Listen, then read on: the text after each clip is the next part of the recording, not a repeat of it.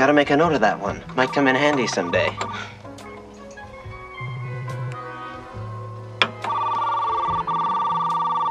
a.m. Where should we go? Anywhere? Anywhere. In 1983, a teenage hacker accidentally tapped into a US military system and nearly triggered World War III.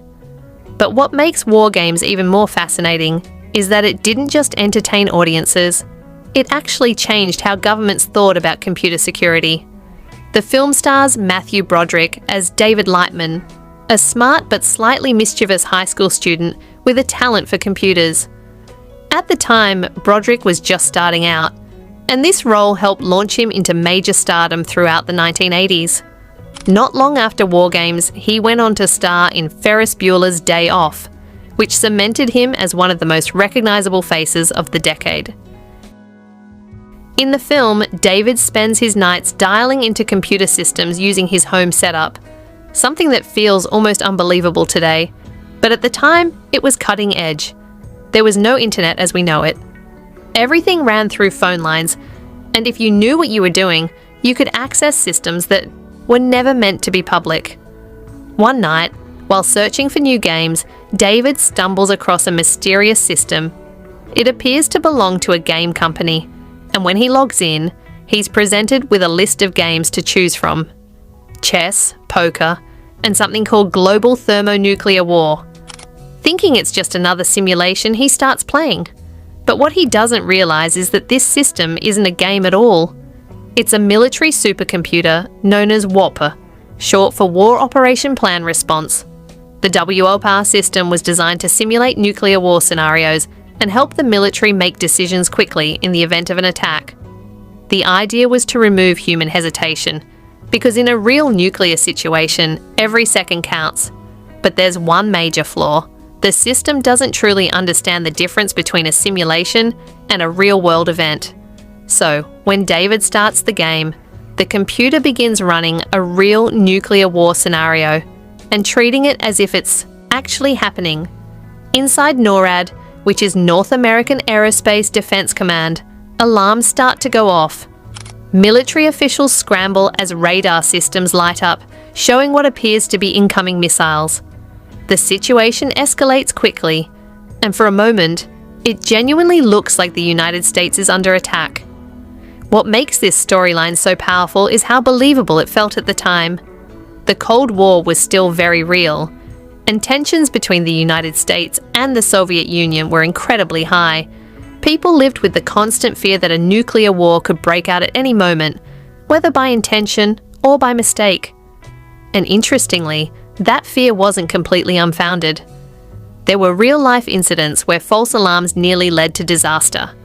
One of the most famous happened in 1983, the same year WarGames was released, when a Soviet officer chose not to report what appeared to be a missile strike. His decision is often credited with preventing a potential nuclear escalation. Back in the film, as the situation spirals out of control, David realizes the danger he's created and tries to stop the system before it's too late. The tension builds as the military prepares to respond, unsure whether the threat is real or just a glitch. Alongside Matthew Broderick, the film also stars Ali Sheedy as Jennifer, David's friend and ally throughout the story. This was one of Sheedy's early roles, and she would soon become a major figure in 80s cinema, especially as part of the so-called Brat Pack. She went on to star in films like The Breakfast Club and St. Elmo's Fire, becoming one of the defining actresses of the decade.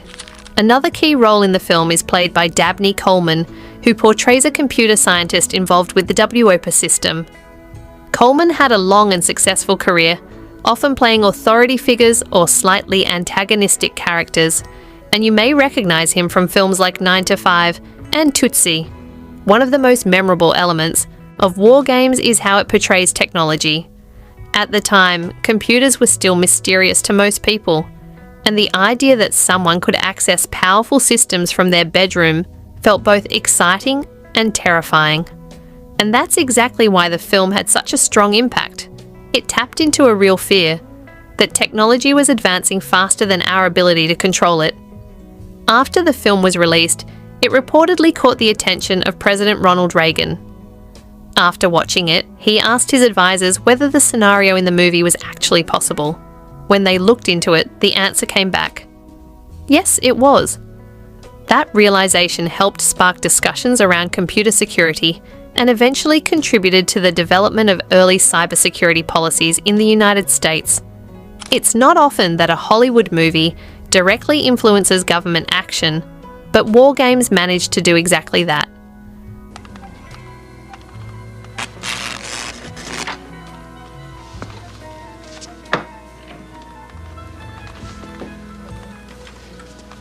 I heard they voted you Miss Fine in 1979. Is that true? Will you stop it? Am I bothering you? Yes. Do you want me to leave? Yes. As for Matthew Broderick, he continued acting for decades, taking on a wide range of roles in film, television, and theatre. Many people also know him as the voice of adult Simba in Disney's The Lion King, which introduced him to a whole new generation. Ali Sheedy stepped away from the spotlight for a while, but later returned to acting in smaller, more independent roles, while also teaching acting and continuing to work in the industry in different ways. Looking back today, WarGames feels surprisingly ahead of its time. The idea of cyber warfare, hacking, and digital threats is no longer science fiction. It's part of modern reality. Attacks today don't always involve missiles or soldiers. They can come from a keyboard, from anywhere in the world, targeting infrastructure, governments, and entire systems. And in many ways, WarGames predicted that shift long before most people even understood what computers were capable of. That's what makes this film so fascinating. It's not just a snapshot of the 1980s, it's a glimpse into a future that we're now living in. Because sometimes the most powerful stories aren't the ones that imagine the impossible. They're the ones that see what's coming before the rest of the world does.